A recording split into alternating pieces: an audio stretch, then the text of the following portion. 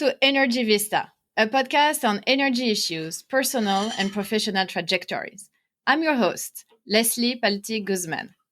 In each episode of this podcast, we chat with energy experts from all around the world. We exchange on timely energy issues as well on their life experience. You will learn a lot whether you are an energy aficionado or a newbie. Today, I'm exchanging with Congressman Charles Boustany. It's February 21st and time for a new episode. Charles is a retired congressman from the US Congress after serving from 2005 to 2017. He is also a counselor at the National Bureau of Asian Resource, NBR. His areas of interest include trade, energy policy, and foreign policy. We will discuss his thoughts on the status of the US-China relationship, US strategy in the Pacific. Hi, Congressman. Hi, Leslie. It's great to be with you this morning. Thank you very much for being with us at Energy Vista podcast. Before delving into the core topic of trade investments under the Biden administration, I wanted to ask you your thoughts about the energy crisis, power failures that we've seen in recent days in the Midwest, Central, South US. As a policymaker, how do you think our electrical grid or how regulators and policymakers need to think about those extreme weather events that may become more frequent? Well, I think the most important thing to learn from this is the importance of resilience and the capacity to deal with any contingency. So whether it's a weather event, such as what we've seen in Texas and across the Midwest, or if it's a cyber attack on a grid, these things are really important to learn from these events. And building resiliency and redundancies into the system are critically important. Otherwise, people will suffer, as they have been down in Texas in particular with the freezing conditions. Yeah, and you're in Louisiana. Did the state had any electricity shortage or? There were pockets of shortage and outages in Louisiana, but the primary difference is we have redundancy. We have different systems. So some systems were susceptible to outage, others were not. And so we didn't have the widespread outage that you saw in Texas, where it's one single grid, and if it fails, the consequences are significant. Yeah. I'll say this, in Louisiana, we've had a lot of experience with this, with hurricanes, right, where infrastructure has been down, and the personnel who care for the infrastructure and the interstate compacts we have to bring in assistance work really well. It's going to be interesting for policymakers and regulators to think about those extreme weather events that may impact 20 days a year, the state, the balance between electricity affordability versus reliance for, 365 days a year. It's a tough choice, maybe. Well, it is. And I think it's important to recognize all of these things so that when regulations are put in place, the focus is really on having a resilient system that's reliable. And you want to keep rates down to a reasonable level as well. But I think that's the purpose. The ideal is to have a resilient system that's going to be reliable. And then you try to build in into that reliability the capacity to deal with any contingency. Yeah. So let's move to the challenge for U.S. Trade policies under the Biden administration, especially looking into Asia. Recently, President Biden was speaking at the Munich Security Conference, and he mentioned China several times. He specifically said to his European allies that we must prepare together for a long-term strategic competition with China. This is something that you have also said. China has emerged as a major power and strategic competitor. How do you think that the U.S. think about adapting its trade and investment strategy in the Pacific, and specifically thinking about how to counter China, or maybe have some area of cooperations with China too? Well, I think there are going to be areas where there can be cooperation, whether it's in dealing with climate change, perhaps response to global health crises like the pandemic, There may be opportunities to collaborate in the area of energy and renewables and energy innovation. There will be areas that are clear red lines from a national security standpoint, and I believe the Biden administration has instructed the Pentagon to do a thorough analysis to define those. But I think these will be national security red lines as well as human rights issues and violations where there will be clear differences between the U.S. and China. But the broadest area is going to be this area of extreme competition that President Biden has talked about. And the question is, how do you do this? The Trump administration tried a unilateral approach, but his unilateral approach did not have significant leverage to apply to China because China had a way of working around that by working with other countries in a global system that has a deep degree of economic interdependence. So, countries throughout Asia in particular felt the gravitational pull of the Chinese economy. And while they want security from the United States, they want to be able to have economic relations and peaceful relations with China. This is going to be the challenge ultimately. And I do believe building relations with the Europeans and other important democratic economies in Asia will be important in dealing with China in the long run. But it will not be easy to put that kind of coalition together. Yeah. And we've seen China not being shy about retaliating or using its purchasing power, his big markets, to put pressures on countries like the US or Canada or Australia when those countries were trying to find out more information about human rights abuse or what happened with the startup of the COVID-19 health crisis and saying, oh, maybe I won't, buy as much of your commodities or as much of your grains or wherever the trade can be the most impactful. China has not been shy of using that. Do you think there would be a common approach between those countries? And, it could also imply energy, trade, and infrastructure. Well, building up the proper leverage to test China's capacity and will to reform and to comply with global norms is going to take time. And that's why the Biden administration needs to work on trade policy. If the Biden administration neglects trade policy, China will continue to divide and conquer. China will continue to set up its own sphere of influence in Asia and then use that as a platform to expand to Latin America, Africa, and even to apply pressure to European countries, as well as Australia and New Zealand. So the U.S. needs to have a very robust presence with trade and investment in Asia, which will help ensure that the United States is part of the supply chains as they're shifting. Now with RCEP, the Regional Comprehensive and Economic Plan that's been put in place that includes China, Japan, South Korea, plus the ASEAN countries, this puts the United States at a disadvantage in trade because it will have the tendency over time to separate the U.S. Companies from supply chains under the most favorable terms. And this is why the TPP was so important in the long run. So the Biden administration is going to have to engage in trade, going to have to engage with allies.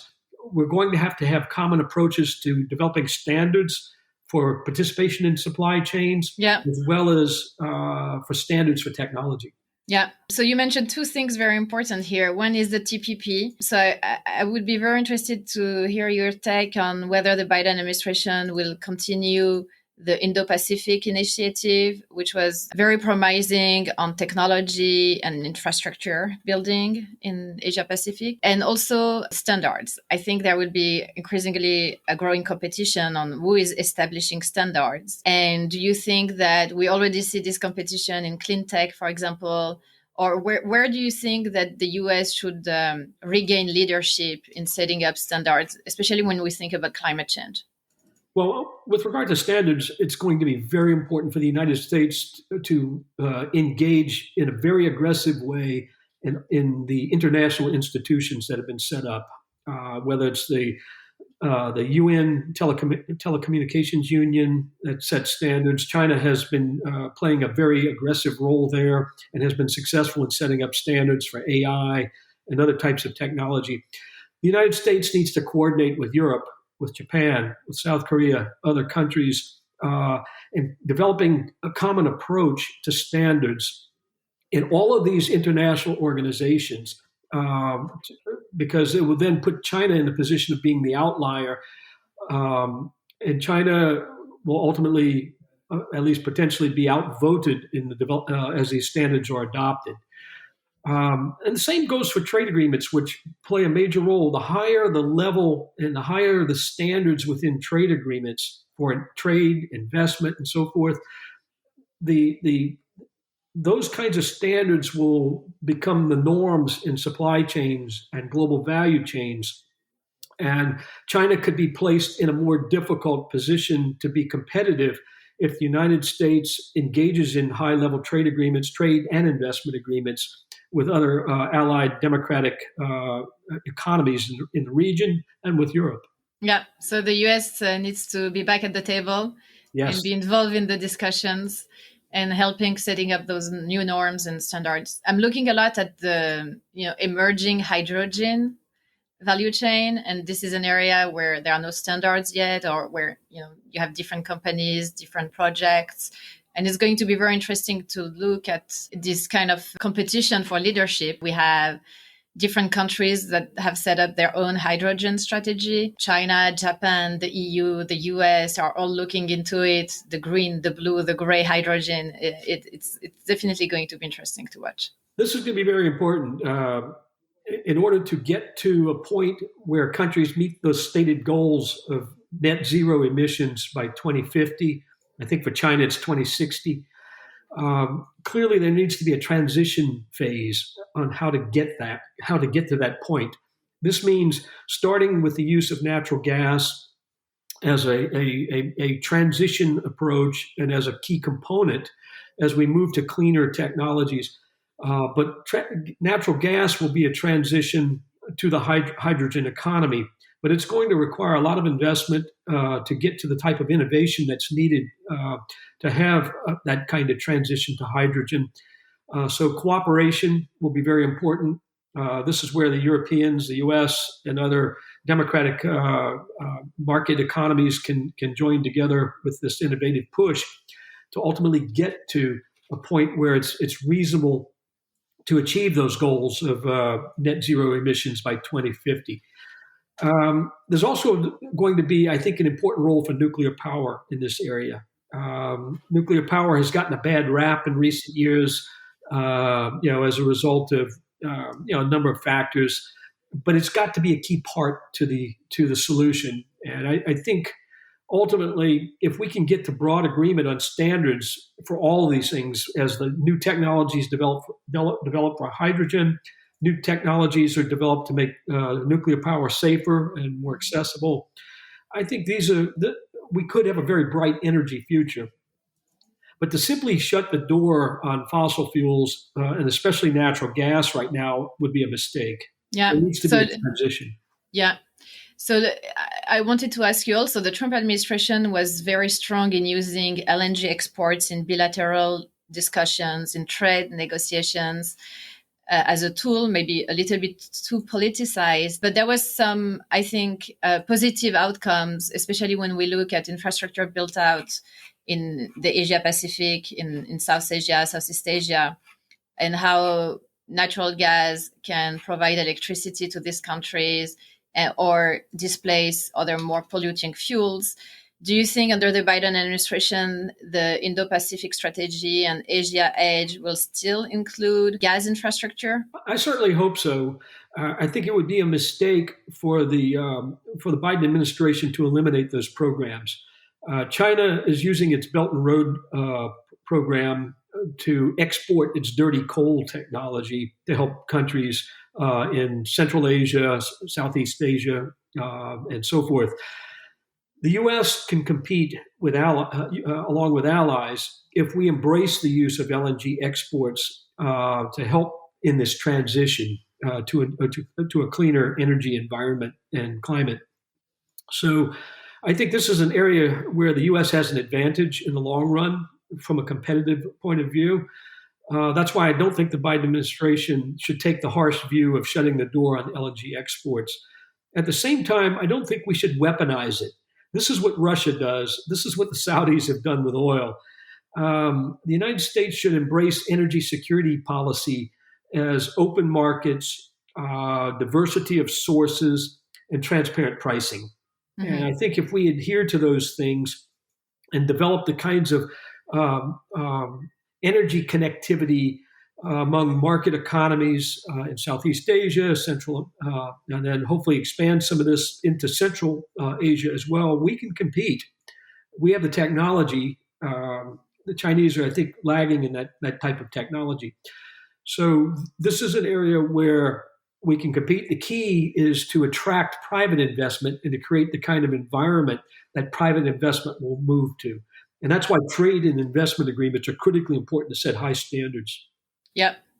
Yeah, investment is going to be potentially a challenge, especially if increasingly more investors, commercial banks, all kind of private equity players, market participants are increasingly being under pressure because of ESG principles and green financing. And especially we see that also, the US may put the bar also higher in terms of financing infrastructure and limiting financing of high emitting fuels infrastructure. It would be interesting to see where the US put its money in terms of infrastructure built out in the Pacific.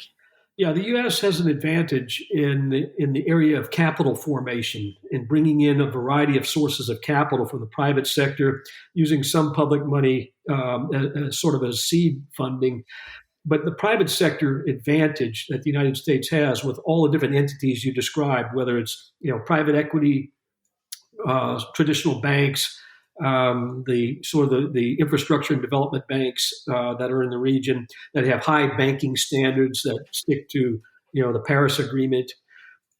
Those kinds of things give the U.S. and other market economies an advantage. The key is to create the environment where to deal with corrupt practices, where China will seek to use corruption and bribery to get its way. But from a standpoint of capital formation, the United States has a significant advantage, whereas China has to use all state-directed funds. Mm-hmm. Now, they have a pretty deep pocket, and many believe it'll be difficult to compete with that. But I do believe if private capital can be mobilized under the right circumstances, this gives the United States an advantage in the infrastructure, in the energy arena, even in the digital world. Mm-hmm. So in terms of big trade agreements, do you think we're still looking at those large agreements, or more bilateral or more regional? And do you think the US should join TPP-11? Or what's the alternative for the U.S.? Well, with CPTPP or TPP-11, I do believe the United States should enter into negotiations to rejoin. And when I say enter into negotiations, I don't believe they should just join as it is. I believe there's an opportunity to change the standards and even elevate the standards further, especially with regard to technology and e-commerce. Some of that was already done in USMCA in the e-commerce and digital area. USMCA, just for our listeners, is the Mexico-Canadian-US right, yes. trade agreement. So I think the U.S. could do this. There are several other digital trade agreements that are already in place some of them are bilateral, that have high standards. I think incorporating all those best practices and elevating those standards for CPTPP would be the ideal approach for the U.S., along with WTO reform. CPTPP, with the U.S. already engaged in it, would be leverage for WTO reform. The only other key element would be to bring the Europeans in within some type of trade arrangement. The old TTIP is basically dead. That was the old EU-U.S. trade agreement that was negotiated under Obama. But coming up with some high-level trade and investment agreement between the United States and Europe that incorporates all these new technology standards would be coupled with TPP, would create significant leverage for WTO reform. So I think it should be a bifurcated pathway, focusing on these high-level regional trade agreements with an eye toward WTO reform.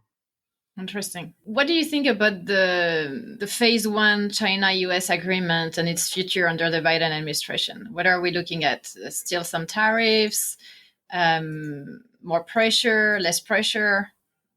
The phase one came about as the absolute limits to what the Trump administration could achieve with what I call unilateral coercive decoupling. So the Trump administration used tariffs to force decoupling unilaterally with China, and the leverage led to the phase one trade agreement, which was not much better than what we had prior to the Trump administration. And in fact, the targets have not been reached. I think they're pretty far off based on some studies looking at what's happened with that trade agreement. I think what's going to happen, I don't think the Biden administration will negate that phase one agreement. I think it's just going to sit there and languish to some extent. But I do believe the Biden administration needs to rethink how it can deal more effectively using multilateral pressure in its negotiations with China. Because phase one changed nothing with regard to standards. Phase one does not provide adequate protections for intellectual property and other types of abuses, forced technology transfers. China will continue to game that. And so more leverage is needed.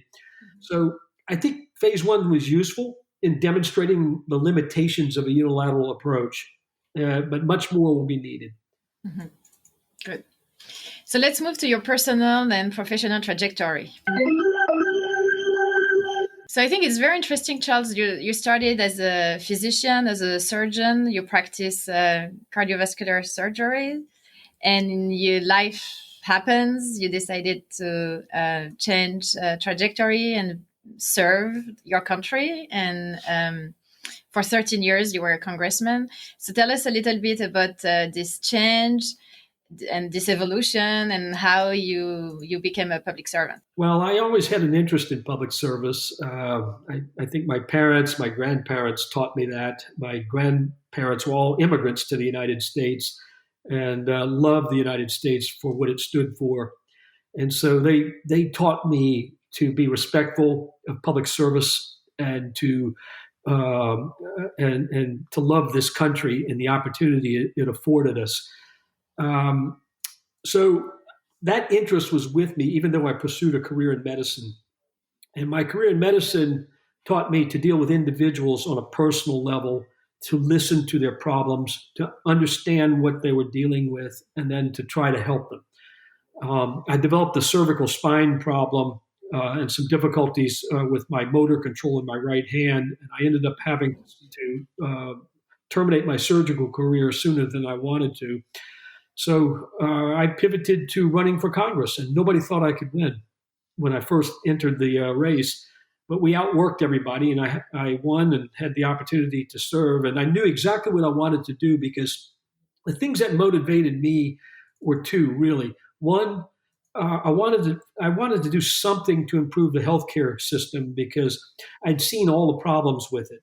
So I worked on healthcare legislation, but my real love was foreign policy. And what really awakened me to the problems that our country was dealing with was the fact that two young men who had gone to high school with my son were killed in Iraq. One killed in Iraq, one killed in Afghanistan. And I felt like our country was adrift with these wars. And so that was the tipping point for me to put myself out for public service and to run for Congress, because I wanted to have an impact on our foreign policy. And I thought the biggest way to do that would be to study these issues, to be open and read a lot of history, which I'd done all my life. But secondly, we were neglecting foreign economic policy. Our foreign policy had become too militarized. And so what I wanted to see was, how do we develop foreign economic policy that embraces the best of American values. And that meant trade policy, energy security, enhancing diplomacy, and building relationships around the world. And that's what I tried to do. And when I retired from the House, I did run for an open Senate seat and lost, but I wanted to stay involved. And so I'm continuing to do work with think tanks. The National Bureau of Asian Research, which is an outstanding think tank that puts out very good work. I agree. As you know. Yeah. I'm also a member of the Council on Foreign Relations, and I serve on their Committee on Studies. So I help, some of the oversight of what the research agenda is like. And I've worked with other think tanks in town, but I want to stay engaged in these energy security issues, global energy problems, international trade, which is where I developed a lot of expertise, and global health for that matter as well. Yeah. So on those issues, trade and energy policies, what's your advice to the Biden administration? What mistakes they should avoid doing? Well, my fear is that the Biden administration will neglect trade, and that other competing interests will overrule a forward-leaning trade policy. For instance, there's a strong instinct, I think, within the Biden administration to become more protectionist, whether it's expanding Buy American provisions, maybe just keeping the tariffs in place without thinking through how we can use the leverage to get us to a better place. Prime example is the Section 232 national security tariffs on our allies, countries that we have security alliances with, NATO countries, Japan and Korea and others. Those national security tariffs need to be removed. And we need to integrate our foreign economic policy into our broader foreign policy objectives. And it has to be consistent with our interests and our values. And this has been a large failing in U.S. foreign policy now for decades, in my mind. So on the outside now with think tanks, this is what I hope to promote. Great. Well, thank you very much for your service, and thank you for chatting with me today. I see that you stay healthy. I see your gym equipment behind you. So stay healthy, especially through COVID-19, and we'll talk again soon. Thank you very much, Charles. Thank you, Leslie. It's a real pleasure.